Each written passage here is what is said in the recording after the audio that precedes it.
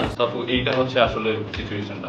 আচ্ছা আচ্ছা আপু জাহিদ যেটা আসলে বুঝাইতে চাচ্ছে যে ব্যাপারটা আসলে আমরা যেরকম করে অ্যাজিউম করতেছি আসলে ব্যাপারটা এইভাবে হয় না। ওয়েট, এখানে একটা ঝামেলা হয়েছে। দেখো, জাহিদ তোমাকে বললো যে পুরো ঘটনাটা, হ্যাঁ। হঠাৎ করে নসীন ওর কনভারসেশন কেড়ে নিল, নিয়ে বললো আসলে জাহিদ যেটা বুঝাইতে চাচ্ছে আপু সেটা হলো এইটা। কেন ওকে বুঝাতে পারে নাই?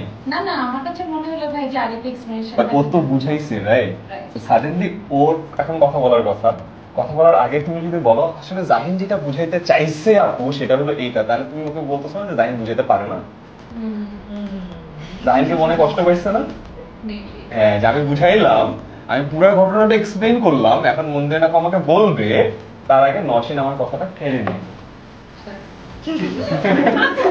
সেখানে এটা করা যেতে পারতো যে তুমি জাস্ট বলতা যে আচ্ছা Zahid, correct me if I am রং। তুমি তাহলে বলছো যে এটা এইভাবে করলে ভালো হয়, রাইট? তাহলে যেটা হয় যে correct me if I am রং, মানে তুমি আমার ভুলটা ধরো, মানে তুমি ভুল না, আমার ভুল হইতে পারে, তুমি ভুলটা ধরো, তাহলে তুমি ওকে উপরের জায়গাটা দিলা, তাহলে ওর আর মন খারাপ হবে না। বাট তুমি ওর কথাটাকে রিঅ্যাফার্ম করতে চাচ্ছিলা যে কথাটা আসলে এইটা, ওইটাও তুমি তোমার ভাষায় আরেকবার বলেও দিলা, তো কাজও হয়ে গেল, রাইট? সাপও মরলো, সাপ না দিল, লাঠিও ভাগলো না, রাইট? সো নেক্সট টাইম এটা বলবো না যে আসলে জাহিন যেটা বলতে চাচ্ছিল আপু এটা বলবো না, correct me if I am রং, জাহিন তুমি এটাই